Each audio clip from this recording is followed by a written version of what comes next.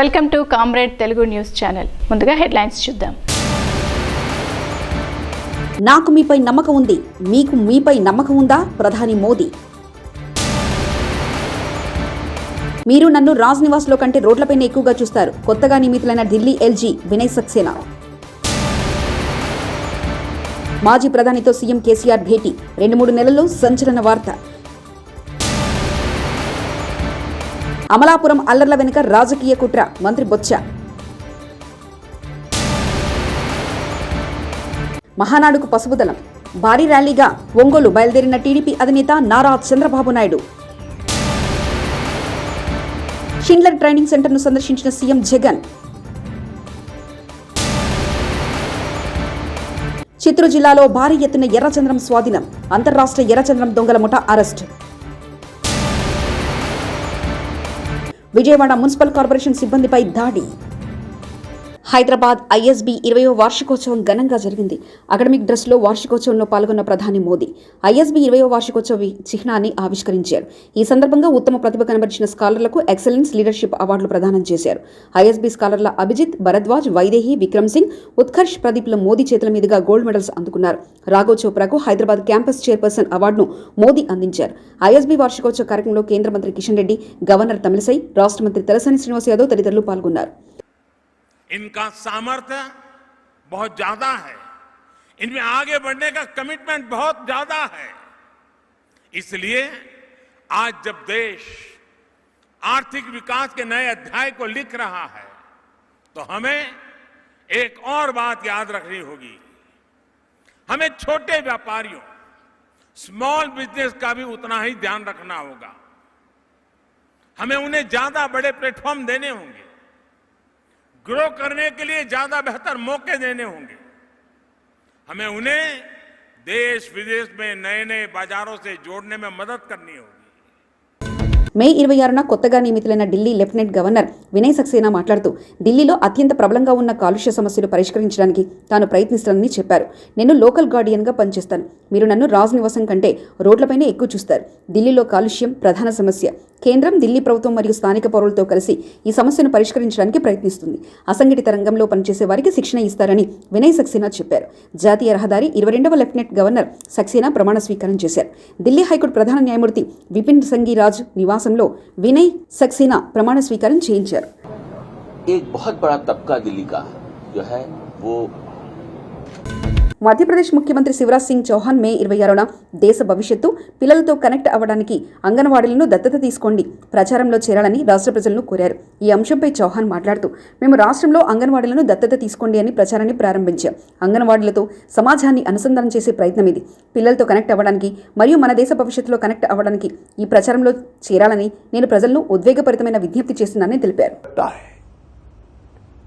और इसी को ध्यान में रखते हुए आंगनबाड़ी को समाज से जोड़ने के लिए आंगनबाड़ियों में संपूर्ण संसाधनों की व्यवस्था के लिए मैं भोपाल में हाथ ठेला लेकर निकला था. बच्चों के लिए खिलौने और अन्य सामग्री एकत्रित करने के लिए मैं ये बताते हुए भाव विभोर हूं. लोगों ने दोनों हाथ खोल कर दिया. मैं तो हाथ ठेला लेकर निकला था, लेकिन खिलौनों से ट्रक भर गए. జాతీయ స్థాయిలో పలు రాజకీయ కార్యక్రమాల్లో పాల్గొంటున్న తెలంగాణ ముఖ్యమంత్రి టీఆర్ఎస్ అధ్యక్షుడు కేసీఆర్ గురువారం కర్ణాటకలో పర్యటించారు. మాజీ ప్రధాని దేవగౌడ, ఆయన కుమారుడు ఆ రాష్ట్ర మాజీ సీఎం కుమారస్వామితో భేటీ అయ్యారు. అనంతరం కేసీఆర్ మీడియాతో మాట్లాడుతూ, దేశంలో మార్పు తథ్యమని, కొన్ని నెలల్లో దేశంలో భారీ మార్పులు జరుగుతున్నాయన్నారు. 2-3 నెలల్లో సంచలన వార్త చెప్తానన్నారు. దేశంలో బడుగు బలహీన వర్గాలు సంతోషంగా లేవన్నారు. భారత్లో పుష్కలమైన మానవ వనరులు ఉన్నాయని తెలిపారు. बदलाव नहीं आया.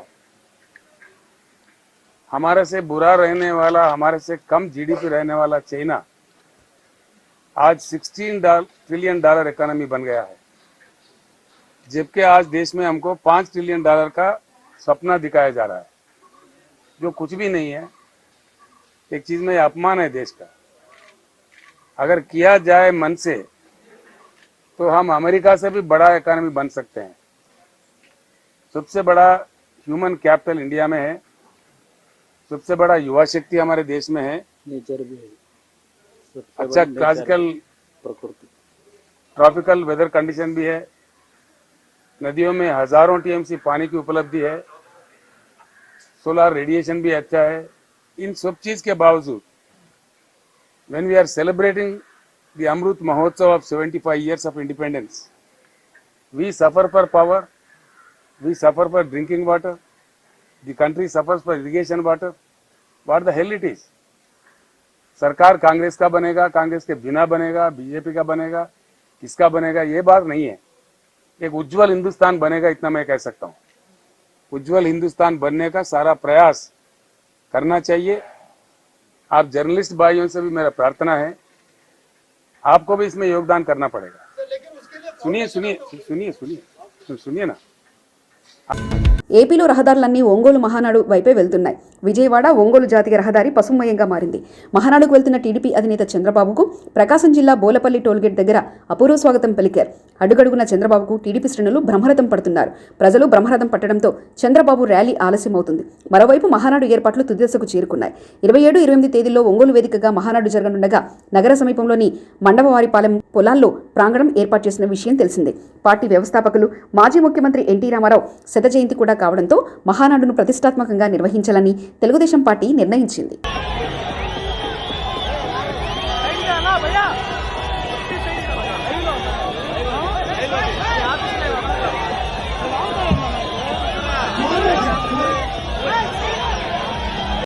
వరల్డ్ ఎకనామిక్ ఫోరం సదస్సులో భాగంగా దావోస్ పర్యటనలో ఉన్న ఆంధ్రప్రదేశ్ ముఖ్యమంత్రి వైఎస్ జగన్ బిజీగా గడుపుతున్నారు. వివిధ కంపెనీల సీఈఓలు, ఫౌండర్లు, ఇతర టాప్ ఎగ్జిక్యూటివ్లతో నిర్విరామంగా సమావేశాలు నిర్వహిస్తున్నారు. ఫలితంగా విశాఖ మచిలీపట్నానికి భారీ ఎత్తున పెట్టుబడులు ఆకర్షించగలిగారు. ముఖ్యంగా ఐటీ, విద్య, భూ రికార్డుల సర్వే, డీకార్బనైజ్డ్ సెక్టార్లో ఇన్వెస్టర్లను ఆకర్షించగలిగారు.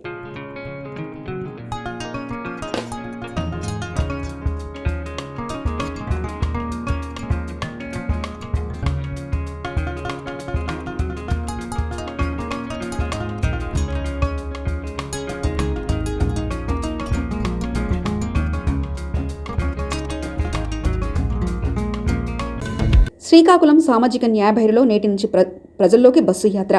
4 రోజుల్లో 4 చోట్ల సభలు. 29న అనంతరం ముగింపు యాత్రలో 17 మంది బీసీ, ఎస్టీ, ఎస్సీ, మైనార్టీ మంత్రులు, 70% మంత్రి పదవులు ఆయా వర్గాలకే ఇచ్చిన సీఎం జగన్ రాజ్యసభ, మండలి నుంచి స్థానిక సంస్థల వరకు అగ్రహాసనం సంక్షేమ పథకాల లబ్ధిదారుల్లో 80% బీసీ, ఎస్టీ, ఎస్సీ, మైనార్టీలే. అమ్మ ఒడి, పూర్తి రియంబర్మెంట్స్ లాంటి పథకాల ద్వారా విద్యావంతులుగా తీర్చిదిద్దడం, సంక్షేమ పథకాల ద్వారా ఆర్థిక స్వావలంబన కల్పించడం, రాజ్యాధికారంలో భాగస్వాములను చేయడం ద్వారా ఎస్సీ, ఎస్టీ, బీసీ, మైనార్టీలు రాజకీయ, సామాజిక సాధికారత సాధించేలా సీఎం వైఎస్ జగన్మోహన్ రెడ్డి 3 ఏళ్లుగా దృఢ సంకల్పంతో అడుగులు వేస్తున్నారు. శాసనసభ స్పీకర్గా బీసీ వర్గానికి చెందిన తమ్మినేని సీతారాం, శాసనమండలి చరిత్రలో తొలిసారిగా ఎస్సీ వర్గానికి చెందిన కొయ్యే మోషన్ రాజును చైర్మన్గా, మైనార్టీ మహిళ జకియా ఖానంకు డిప్యూటీ చైర్పర్సన్గా అవకాశం కల్పించారు. గత 3 ఏళ్లలో రాష్ట్రం నుంచి 8 రాజ్యసభ స్థానాలు ఖాళీ కాగా 4 సీట్లను బీసీలకే ఇచ్చి సామాజిక న్యాయంపై చిత్తశుద్ధిని చాటుకున్నారు. చిత్తూరు జిల్లాలో ఎర్రచందనం అక్రమ రవాణాపై చిత్తూరు జిల్లా ఎస్పీ శ్రీ రిషాంత్ రెడ్డి ఐపీఎస్ గారి ఆదేశాల మేరకు additional SP operation Shri K V Srinivasarao వారి స్వీయ పర్యవేక్షణలో చిత్తూరు డీఎస్పీ శ్రీ ఎన్ సుధాకర్ రెడ్డి గారికి రాబడిన రహస్య సమాచారం మేరకు Chittoor rural east circle inspector Shri K Balayya మరియు Chittoor taluka sub inspector V Ramakrishna మరియు సిబ్బందితో కలిసి నిన్నటి దినం సాయంత్రం 4 గంటలకు చిత్తూరు వేలూరు రోడ్లోని మాపాక్షి మలుపు వద్ద వాహనంలో తనిఖీ చేయుచుండగా చిత్తూరు వైపు నుంచి వేలూరు వైపు వస్తున్న అంబులెన్స్ వాహనంలో ఎర్రచందనం అక్రమ రవాణా గుర్తించి అందులో ఉన్న 8 మంది ఎర్రచందనం కూలీలను, ఇతర మేస్త్రులను మరియు ఒక డ్రైవర్ని అదుపులోకి తీసుకోగా మిగిలిన 4 వ్యక్తులు తప్పించుకొని పారిపోయారు. దీంట్లో ఒక 2 వెహికల్స్లో అక్రమంగా తరలిస్తున్నటువంటి ఎర్రచందనాన్ని మనం సుమారు 72 దుంగల దాకా సీజ్ చేయడం జరిగింది. బహిరంగ మార్కెట్లో దీని విలువ వచ్చేసి సుమారుగా ₹1 వరకు ఉంటుంది. దీంట్లో మనము చూస్తే ఇవి కొద్దిగా లేటెస్ట్ కొత్తగా స్టార్ట్ చేసిన ఎమ్మోలాగా ఉంది. ఒక కేసులో వచ్చేసి మన తాలూకా పిఎస్లో నేను రిజిస్టర్ అయిన కేసులో ఒక అంబులెన్స్లో వీళ్ళు రెడ్ శాండల్స్ని పెట్టుకుని తరలిస్తున్నట్టుగా మనకి సమాచారం రావడంతో భద్రాద్రి కొత్తగూడెం జిల్లా లక్ష్మీదేవిపల్లి మండలం హమాల్ని కాలనీలో గ్రామంలో ఎన్నో సంవత్సరాల క్రితం వెలిసిన అభయ ఆంజనేయ స్వామి దేవాలయంలో ఈ రోజున ఆంజనేయ స్వామి జయంతి సందర్భంగా గ్రామంలోని ఆంజనేయ స్వామికి అంగరంగ వైభవంగా దేవాలయాన్ని అలంకరించి మేళ తాళాల నడుమ ఎంతో భక్తి శ్రద్ధలతో అభయ ఆంజనేయ స్వామి వారికి పంచామృతాలతో, స్వామివారికి ప్రీతికరమైన తమలపాకులతో ఎంతో భక్తి శ్రద్ధలతో అభిషేకంతో పాటు ధూప దీప నైవేద్యాలతో స్వామివారికి ఆరగించి ఎంతో భక్తి శ్రద్ధలతో స్వామివారిని మదినా స్మరిస్తూ పూజలు నిర్వహించడం జరిగింది. అనంతరం స్వామివారి సన్నిధిలో తీర్థప్రసాదాలతో అన్న సంతర్పణ చేయడం జరిగింది.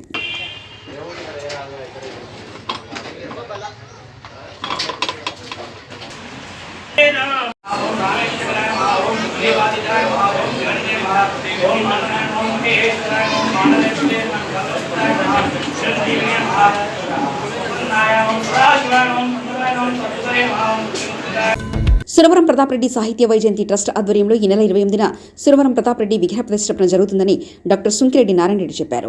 గురువారం నాడు సోమాజిగూడ ప్రెస్ క్లబ్లో ఏర్పాటు చేసిన విలేకరుల సమావేశంలో ఆయన మాట్లాడుతూ ఉస్మానియా విశ్వవిద్యాలయంలో తెలుగు శాఖలో డిగ్రీ కళాశాల అధ్యాపకులు సేవలందించారని, తెలుగు కవిత్వ పరిణామంపై పరిశోధన చేసి 1990లో డాక్టరేట్ పొందారని ఆయన తెలిపారు. తెలుగు విశ్వవిద్యాలయం నుంచి అనేక పురస్కారాలు, గౌరవాలు అందుకున్నారని ఆయన తెలిపారు. ప్రతాప్ రెడ్డి పేరును Padma Bhushan, doctor Aikya Varaprasad Reddy, doctor Chennaiah, doctor R Seshasastri, doctor Emani శివనాగిరెడ్డికి అవార్డు అందజేయడం జరుగుతుందని, భారతదేశం కూడా ఇవ్వడం జరుగుతుందని ఆయన అన్నారు.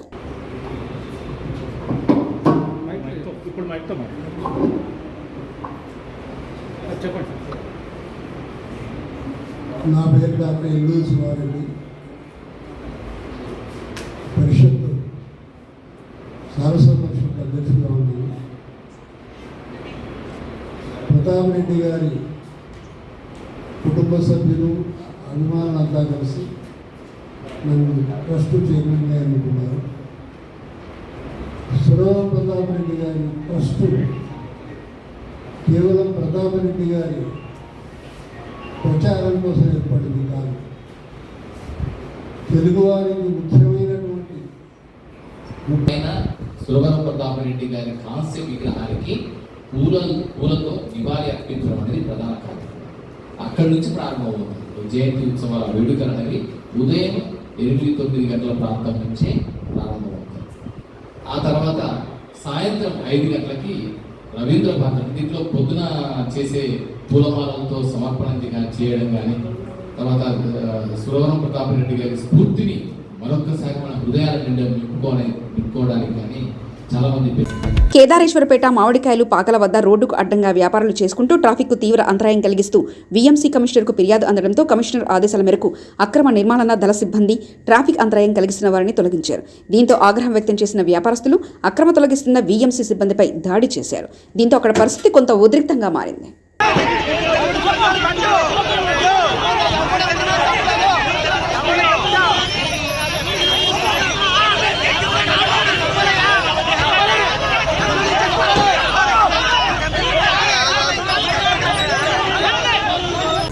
మెదక్ జిల్లా రామన్పేట మున్సిపాలిటీ పరిధిలోని ఎస్సీ కాలనీకి చెందిన చేప్యాల మನೆమ్మ జానయ్య దంపతుల కుమార్తె లహరి మమత వివాహానికి రామన్పేటకు చెందిన సంఘ సేవకుడు ఎర్రం ఆంజనేయులు పుస్తేమట్టలు అందజేసి అండగా నిలిచారు.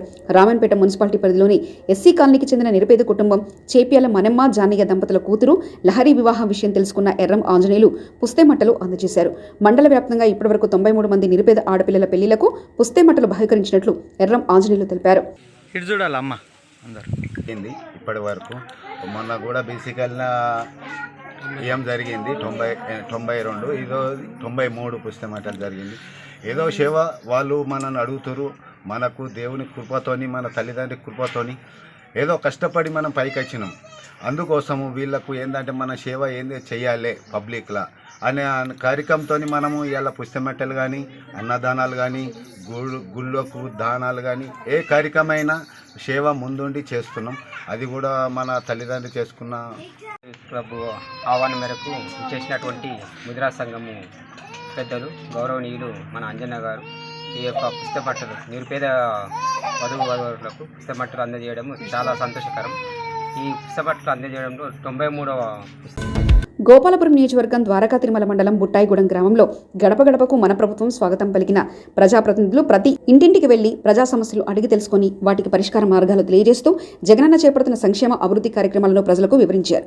గోపాలపురం ఎమ్మెల్యే తలారి వెంకట్రావు, ఈ కార్యక్రమంలో ఆయన వెంట ప్రతినిధులు, అధికారులు, ప్రజాప్రతినిధులు, పార్టీ నేతలు పాల్గొన్నారు. గడప గడపకు మన ప్రభుత్వం అనే కార్యక్రమం ద్వారా నేను ఇవాళ ఈ మండలంలో మొదలు పెట్టడం జరిగింది.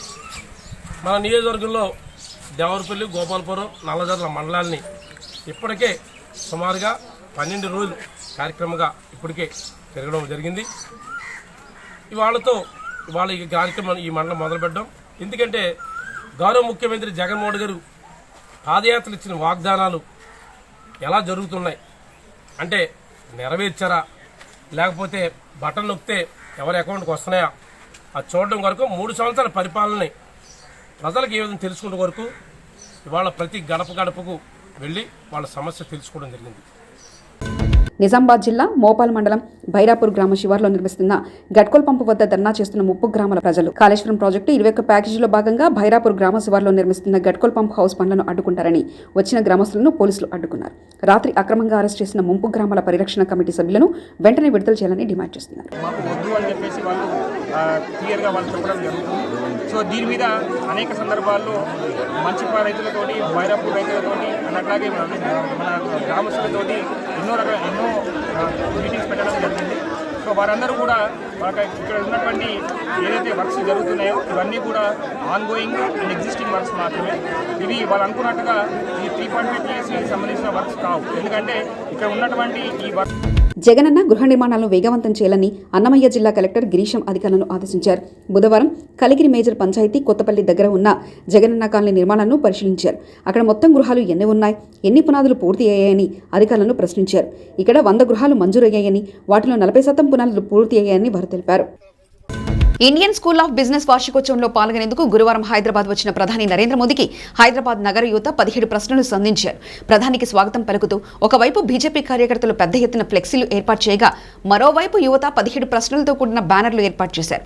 తెలంగాణపై కేంద్ర ప్రభుత్వం అనుసరిస్తున్న వివక్షకు వ్యతిరేకంగా ప్రధాని మోదీని ప్రశ్నిస్తూ నగర యువత బ్యానర్లు ఏర్పాటు చేయడం సంచలనంగా మారింది. తెలంగాణకు ఒక్క మెడికల్ కాలేజీ ఎందుకు మంజూరు చేయలేదు, విభజన చట్టం ప్రకారం ఇస్తామన్న కోచ్ ఫ్యాక్టరీ ఏమైంది అంటూ మొత్తం 17 ప్రశ్నలతో 17 చోట్ల బ్యానర్లు కట్టారు. అయితే ఈ బ్యానర్లు ఎవరు కట్టారన్న విషయానికి వస్తే అధికార టీఆర్ఎస్ పార్టీ పని అని బీజేపీ నేతలు అంటున్నారు. నాకు మీపై నమ్మకం ఉంది, మీకు మీపై నమ్మకం ఉందా? ప్రధాని మోదీ. మీరు నన్ను రాజ్ నివాస్లో కంటే రోడ్లపైన ఎక్కువగా చూస్తారు. కొత్తగా నియమితులైన ఢిల్లీ ఎల్జీ వినయ్ సక్సేనా. మాజీ ప్రధానితో సీఎం కేసీఆర్ భేటీ 2-3 నెలల్లో సంచలన వార్త. అమలాపురం అల్లర్ల వెనుక రాజకీయ కుట్ర, మంత్రి బొత్స. మహానాడుకు పసుపుదలం, భారీ ర్యాలీగా ఒంగోలు బయలుదేరిన టీడీపీ అధినేత నారా చంద్రబాబు నాయుడు. షిండ్లర్ ట్రైనింగ్ సెంటర్ను సందర్శించిన సీఎం జగన్. చిత్తూరు జిల్లాలో భారీ ఎత్తున ఎర్రచంద్రం స్వాధీనం, అంతర్రాష్ట్ర ఎర్రచంద్రం దొంగల ముఠా అరెస్ట్. విజయవాడ మున్సిపల్ కార్పొరేషన్ సిబ్బందిపై దాడి. ఇవి ఇవాల్టి బులెటిన్ విశేషాలు. తిరిగి మరో బులెటిన్లో మళ్ళీ కలుసుకుందాం. Comrade TV Telugu news channel ప్రతినిధి ఒంటేరు రమేష్ చంద్ర పరకాల.